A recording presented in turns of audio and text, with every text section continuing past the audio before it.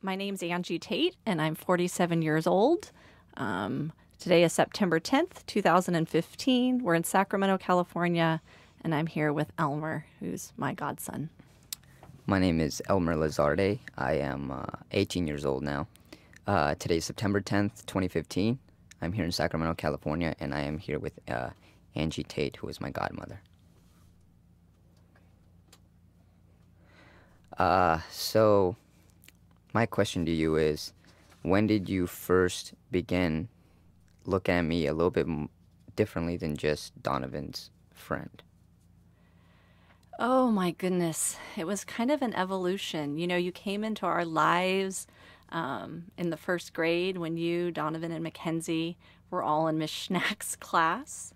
And over the years, when people ask me how many kids I have, I went from saying that I have 3 kids to saying I have 4.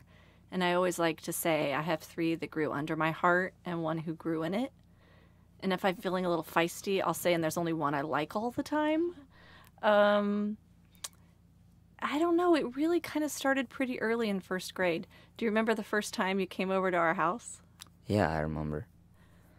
It seems like it was just yesterday, to be honest. It seems a little strange to me looking back, because how I see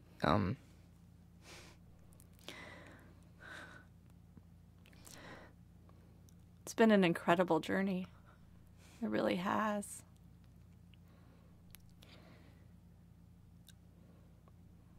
I just look at everyone differently.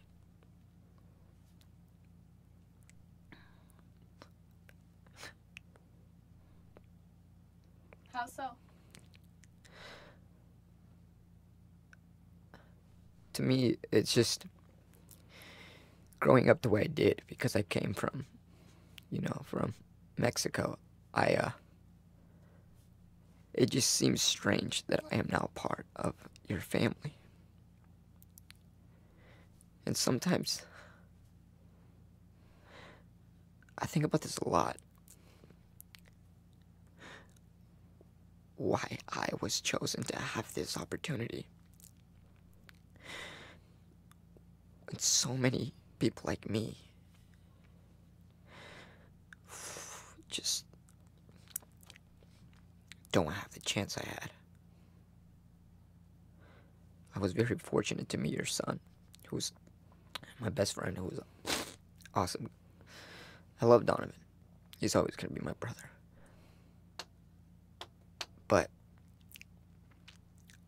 why me? I don't know if you saw something in me that was different, but it seems like everyone's kind of seen that in me, and it's been difficult to understand why I have been so lucky. Why didn't I tell you through my eyes? You came into our lives in first grade. And we have Mackenzie and Donovan, who were in that class with you. And we have our younger Spitfire, Callahan, who wasn't even in kindergarten yet. And from almost the first time you came to our home, you kind of completed the kids. Many times when I tell other people that I have, 4 kids, and they're like, and I describe that you've been with us since first grade, and they're like, gosh, what you've done for him is amazing. And I always kind of take pause at that, because when you're saying you feel so fortunate, our family would not be our family without you. You've completed it. Donovan needed you as a brother. I mean, do you remember when Mackenzie would run down the halls screaming when I left school? The only reason she would sit in school was because she had you and Donovan. From the very beginning, even when other kids would come, I just always felt that you were special, that you were a gift to us. I've never felt like we were a gift to you in the way other people describe it. I always feel like you were this little gift given to us, and we have to treat and love it and respect it. And I've also really tried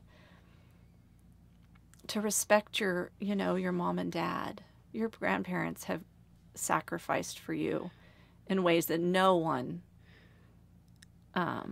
could do for you in any other way. And I've always wanted, the peace that you've had in our lives, I've never wanted to take away from your life with them as well. I can imagine that there's been struggles in living in both worlds. What are some of the challenges you've experienced kind of toggling between those worlds? I mean, they're very different worlds. Yeah. I was thinking about that the other day.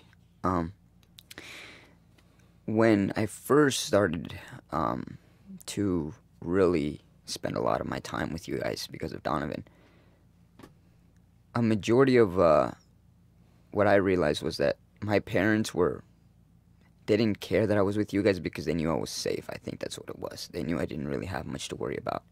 I think maybe for them, the more time I spent at home was when I would spend time with kids who were more likely to be more of a kind of bad influence on me. But for me, I didn't really think about my parents so much when I was little. I just thought about, I'm spending time with Donovan. He's my friend. I just like being over there more. There's more things to do. He's got more toys or things like that. But then, as I got older, I realized the more difficult part was adjusting to your world. Because so many times I felt like I just didn't fit in. I don't know. I remember one time when you were having like a family kind of gathering and your friends were over too. And, oh man, her name is escaping me now. One of your best friend's daughters. Grace or Emma or no, someone? Yeah, Emma. Emma Felty. We were talking, and I remember there's that picture of me. It was on top of the piano, one of me in my baseball uniform. That's next to Sean's bed now. Yeah, it is. Yeah. She asked me, why do they have so many pictures of you in their house if you're not part of their family?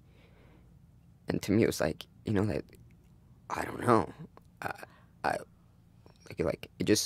It kind of brought me back a little bit, like, what am I doing here? And it just, for some reason, it always, like, stuck with me. It stayed with me. What? It felt like I shouldn't be here, even though I felt like I could. Thinking back over the years, there's so many, with all the kids, Mackenzie, Donovan, Callahan, and you, as a mom, I've really worried about each of you at very different times. All of you guys have really had challenges at different times in your lives. And it's kind of crazy right now, when people ask me about the kids, I say I have 3 seniors, which is, they're like, you have 3 seniors. And I'm like, well, we have twins. And then my son Donovan's best friend has been with us. And then we have, Callahan. And so, over the years, do you know the times I've worried about you the most? I mean, because I've worried about you just as much and spent just as many nights worrying about you as I have the rest of the tribe. I don't know. For me, because I've always felt like I've always done my best to try to be the one that you shouldn't worry about. Like, because I know that. I've always just tried to, stay on course, not do bad things, just try to, be respectable in every situation. But I would assume the greatest times you ever really had major worry about me was just times when my legal status came up. I just think that's the only time people really kind of get thrown back a little bit, because no one really knows about that until someone brings it up. Yeah. I've always, I'm bossy. I've had a long, and so I have really worried about, your status. But I think the first time, I mean, way before that, I do think you really struggled in 6th grade. And I think that one of the things I just love about you is that you've helped me become a better mother, because I didn't make you go to Sly Park. I don't know if you remember this. Yeah, I don't know. I just thought for sure, I didn't sleep for a week. I thought for sure if you didn't go to Sly Park, nothing would work out. And now you're applying to Stanford and Harvard and Brown and, you know, wherever else you want, because you're so smart and you've achieved so much and you've worked so hard. But that in 6th grade, I was convinced that the path was completely going to be derailed if you didn't go to Sly Park. And what I learned about you is you just dig your heels in. And there's sometimes I just got to let you be you. Yeah, I don't know if you ever found out this story, but I don't know, maybe you did. It was 5th grade when we started raising money to go to Sly Park. Can I just clarify what Sly Park? Oh, Sly Park is our 6th grade year trip. It's the big field trip in 6th grade that you go for away for a week. Yeah, and it's a science-based, park for when you go with kids from different schools in the region, and it's out in kind of, I mean, I didn't go, so I don't know, but it was, out kind of in the wilderness, and you learned about wildlife and science and stuff. Anyway, 5th grade, when you start fundraising for the trip, I remember having a talk with Emma, who was my other best friend. And we were talking about Sly Park, and for some reason I felt like I didn't want to go. It just didn't appeal to me.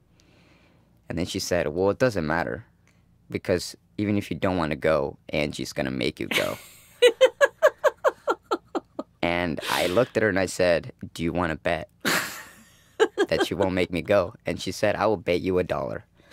That's why you didn't go? And I didn't go because I was going to win that bet. That's what I love about you. That's why you've done so well in your life, not because you've always... I also really didn't want to go, but I just really wanted to win that bet.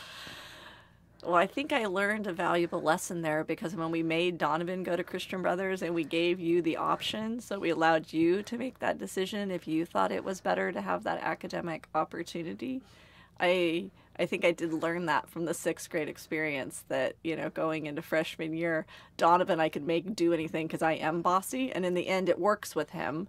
And in the end, I learned from the dollar bet clearly now in retrospect that it doesn't. Yeah. When did you first realize that, or think about me going to Christian Brothers with Donovan? Yep. What's Christian Brothers? Christian Brothers The is high school. Our high school. Well, I was really pushing Sean to say that we had to make a change for Donovan. I fundamentally believed that it was the best thing to do for Donovan, and I really felt like Sean and I needed to be united on that, and it was a decision that we needed to make for Donovan. I think the piece that really worried me for you, I mean, you're smart. You're going to do fine no matter where you were. If you stayed at Delta High School or moved to Christian Brothers, you're going to do what you were going to do. I think moving to Christian Brothers, the thing that Sean and I talked the most about, that we worried about, was that we were pulling you out from your family in a way that we felt separated in a way that I think we worried about too much, because your mom was just thrilled when you got in. Yeah. Clearly, I think because of the Catholic connection.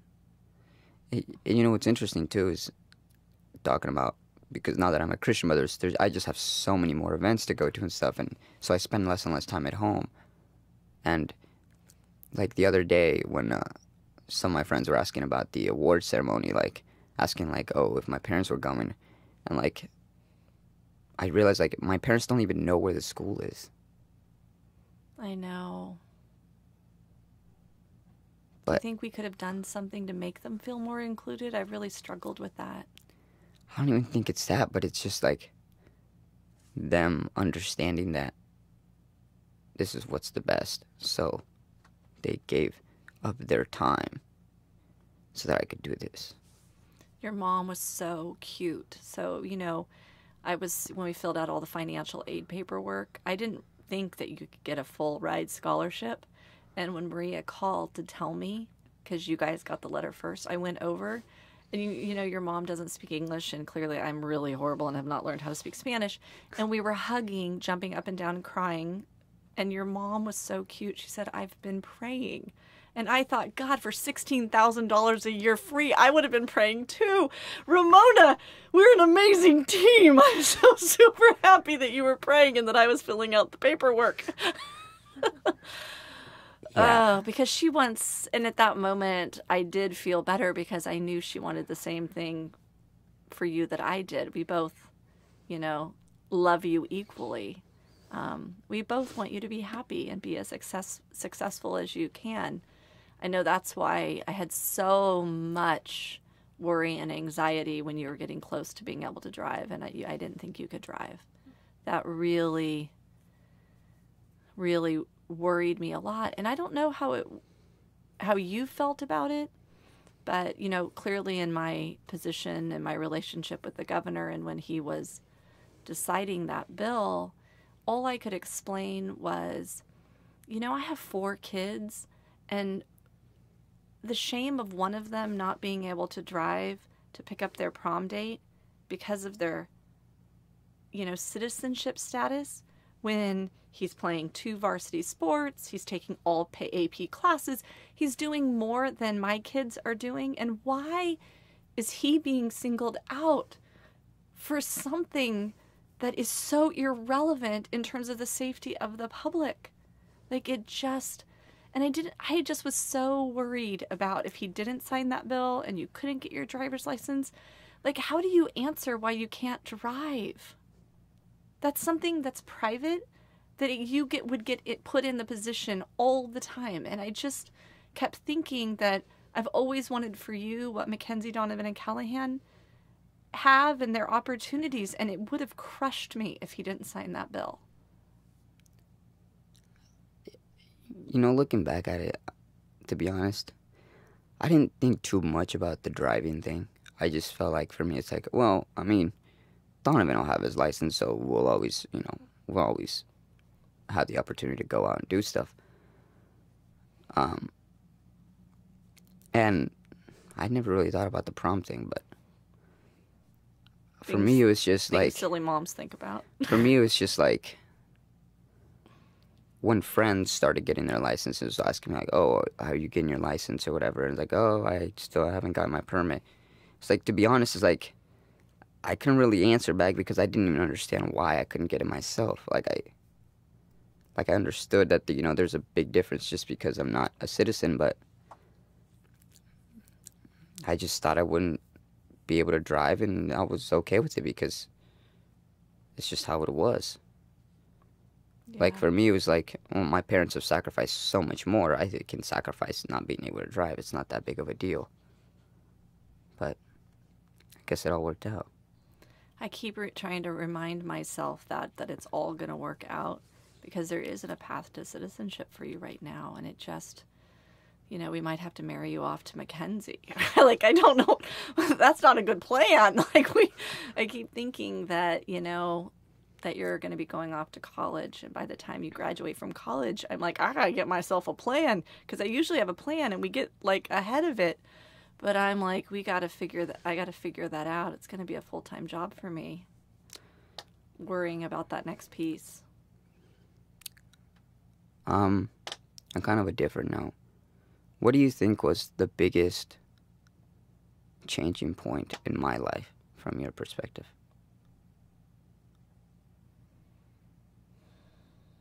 I don't know. I was thinking about that the other night when we were at the awards ceremony.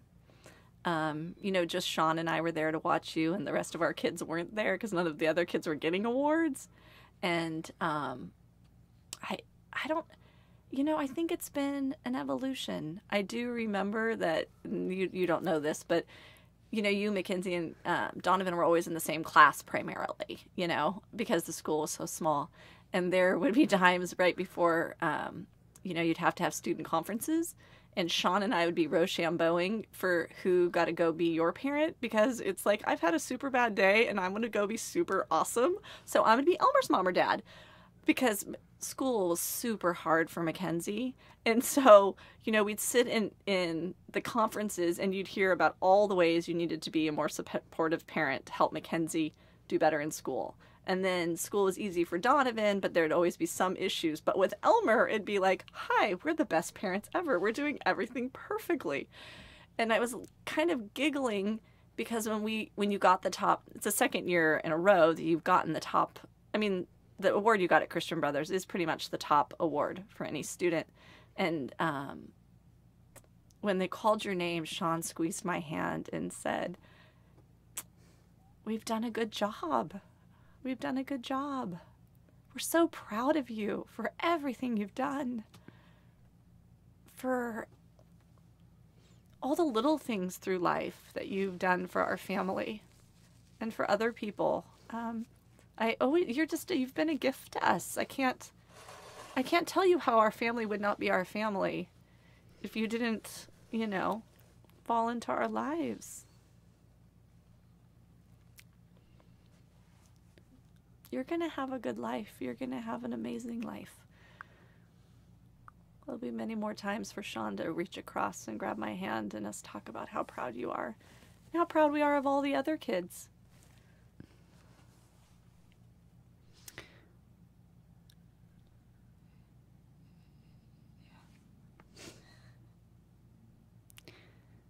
Are you scared about going to college a little bit? I'm a little, I feel on any given day, I'm like giddy. The kids are going to all be gone. I'm going to be laying out by the pool.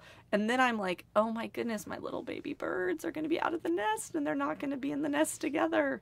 I don't know what Donovan's going to do without you. I think Donovan will be okay. I hope so.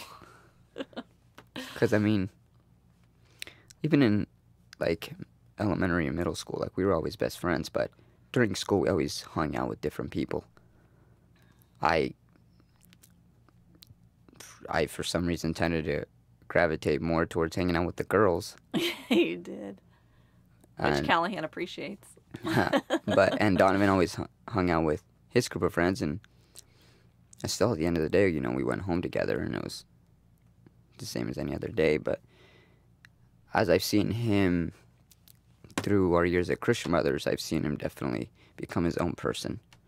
And I think Christian Brothers has helped him with that because at our middle school, we just didn't have the type of support he does to, do whatever he wants. Yeah. And at Christian Brothers, there's just so many more people who are just great people. So regardless of who you're with, you're always going to be with someone who's a positive role model for you. And I think Donovan will find that wherever he goes. But I'm glad I was there first.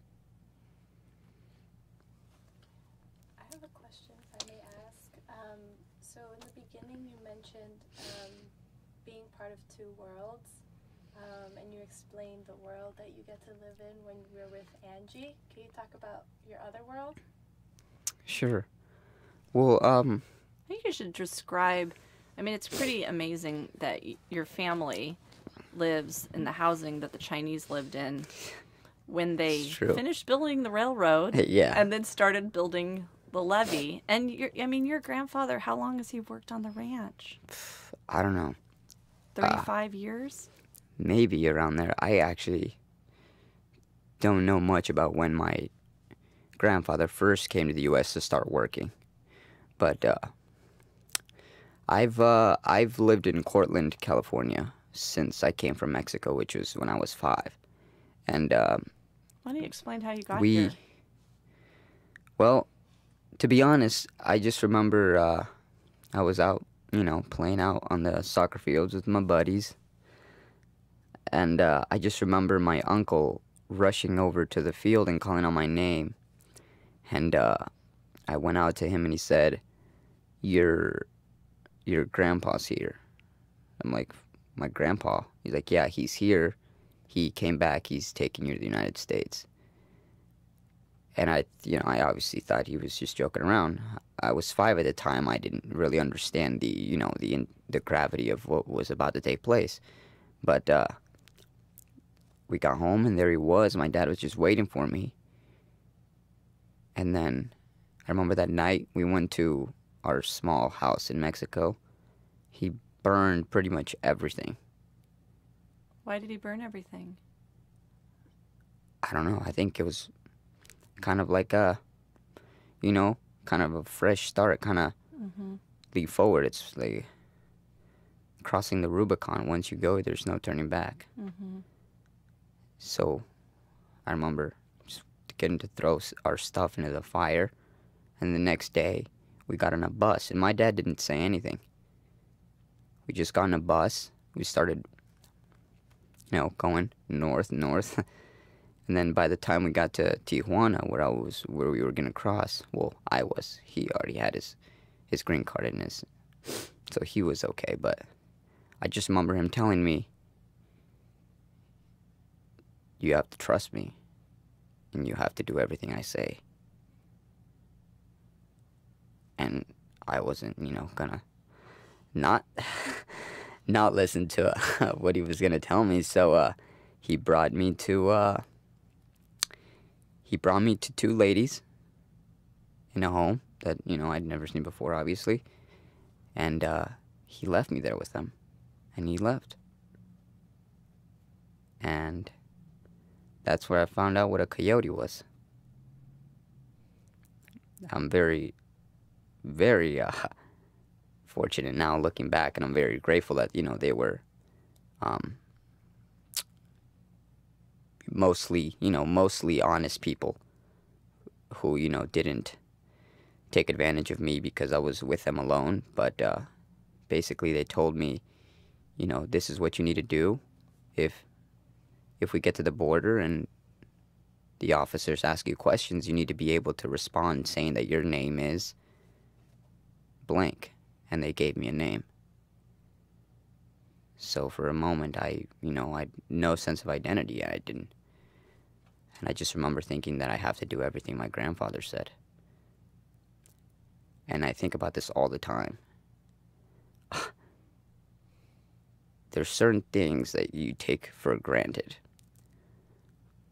One of the things that, I got, laughed at all the time when I was little was, Elmer always falls asleep in cars.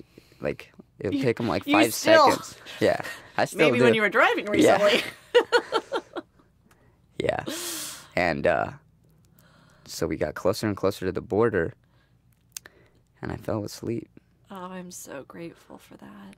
I fell asleep, and when I woke up, we were in the parking lot of, I don't know, a Home Depot or something, and my dad was waiting for us there. And it's not the most amazing border crossing story you've ever heard, but I tell you what, it was amazing for me.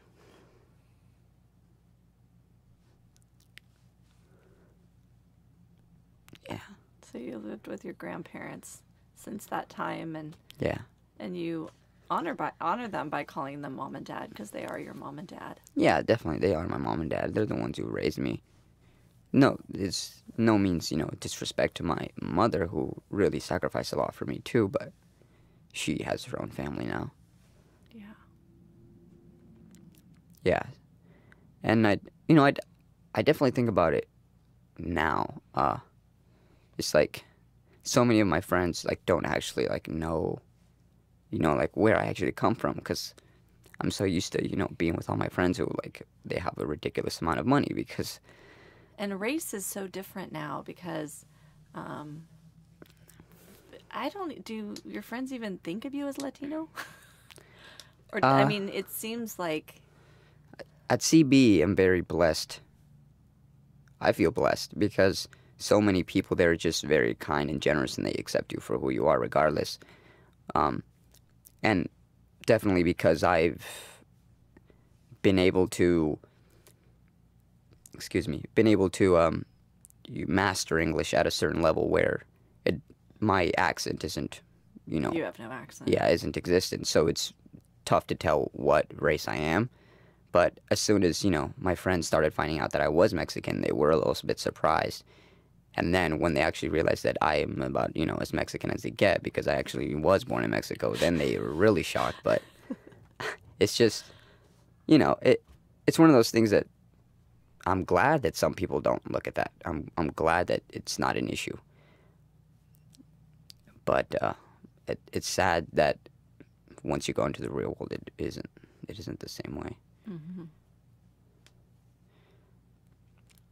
I remember you in kindergarten because Mackenzie and Donovan were almost the only white kids in the kindergarten class, and it was one of the few times that in the school that you guys were in separate classes, because you and Miss Becerra's class, and then Mackenzie and Donovan for kindergarten were in Mr. Allerson's class. And we were looking through the pictures recently of the kindergarten graduation, and I just always had so much admiration for all the moms because you looked so handsome, and all the little girls looked so beautiful, and they were wearing fancy dresses, and their hair was all fancy. And here Sean and I were, could afford whatever, and our kids looked like they were wearing shorts. Mackenzie's hair hadn't been brushed. I was just like, we have a washer and dryer, and how do our children look like ragamuffins? Like, I always, just growing up and raising you all in that community, I always had so much admiration for how hard the other moms worked, that it kind of helped me, because I wasn't a stay-at-home mom, and I wasn't, like, I worked, and so I always felt like it's easy to, like, be, like, create a martyr, like, oh, I have it so hard. And then the other moms were, like, working in the fields and had no dryers and had to wash their laundry on the front porch. And I just always felt like I couldn't get my act together, and how amazing they were. And I always kind of, it's so interesting. I felt like whenever I'd come to pick you up or to drop you off, I would be this crazy white woman, rolling you out of the car. And I still kind of just giggle about living in both of those worlds, because they are so different. But I always tried to respect that world so much, because there were so many things I just was always in awe of, how hard working and how much everyone loves their children just as much as we love ours. Yeah. It's interesting that you say it too, because like when I was very, very little, first grade and second grade, when I first started to actually spend a lot of time with you guys, I remember all the guys were in our little town, because everyone like pretty much mainly only speaks Spanish. They would always talk about, oh, you going with your white mom today, or your white family, or, your second mom, and I would just laugh it off. And I just realized over the years, like, I accepted it, like, yeah, I am. With all your white crazy moms making you sit in the car seat when you were little. Yeah. All my safety things. Yeah, and I think, I don't know, everyone has their own problems. Yours are a lot different than my family's, Ours are mainly financial, but I feel so blessed to have the family that I do, because even though we never had money, like, all my friends at CB have so many issues about, like, their parents getting divorced and they have to split their time all the time. And for me, it's just, I go home and it's just my house. It's just my family. Yeah, like, we don't have that place, problem. Your safe place that's always there. Yeah. That when you show up, they're there and they love you unconditionally. Yeah.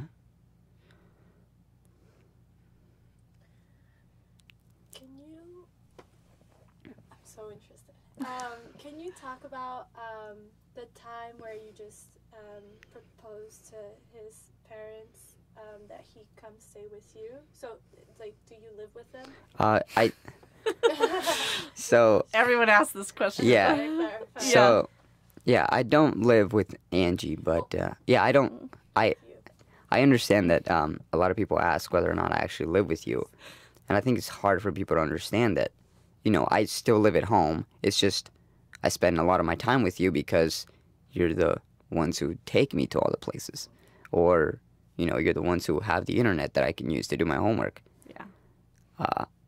And in the beginning, you really started with us, staying with us so much because we just included you in all the activities. So today is soccer, tomorrow's baseball, then there's swim team. It's all the activities that you do in a family that are super time consuming. Yeah, and when I was younger, with my family, I mean, I would have never had the opportunity to do those things, you know, join the soccer team or do it like that because, first of all, it's expensive for my parents, and second of all, I mean, they would never be able to get me to all the events.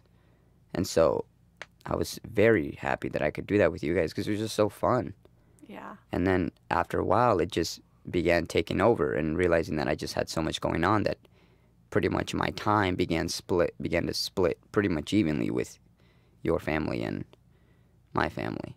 And it was important for me that you spent as much time as you could with your parents because there were lots of nights it would be easier than to stop and run you home than just to have you spend the night because we had to, run you home and then in the morning go back and get you again.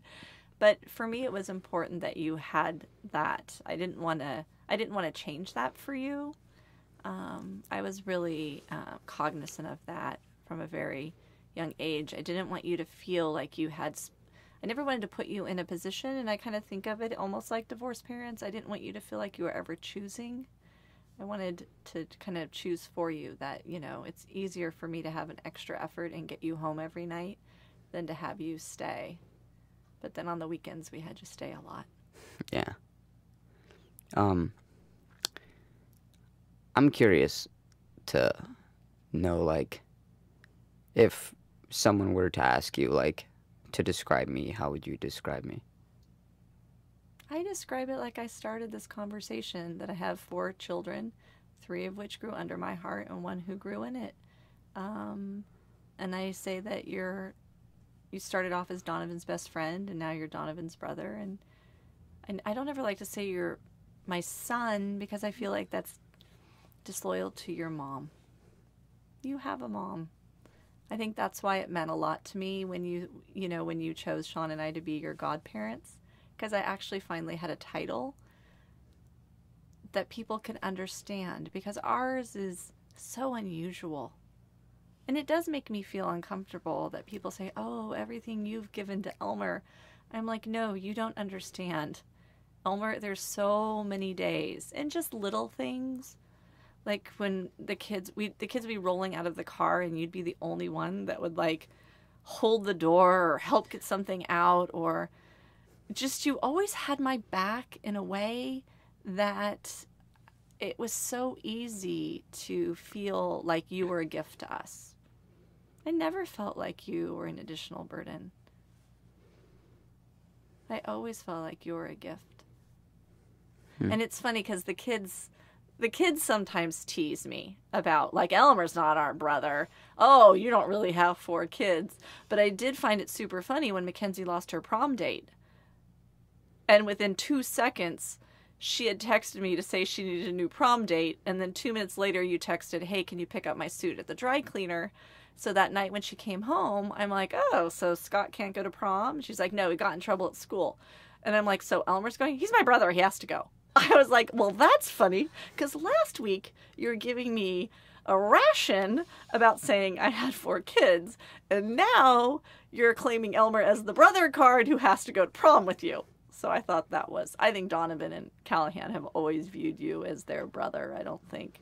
But I thought that was pretty funny that Mackenzie all of a sudden was like, oh yeah, he's one of the brothers and he has to go. Yeah, I think I've grown to see all of them in the same way too. But I don't know, I just look back at it and I'm just grateful for everything. I'm grateful for everything too. I think the rest of the journey will be fun. I don't think we'll know where any of you guys land, but all I could hope for is that all of you find your place in the world and find it in a happy little place. Thank you for being with me here today, Elmer. It meant the world to me. I can't thank you for what you do for me.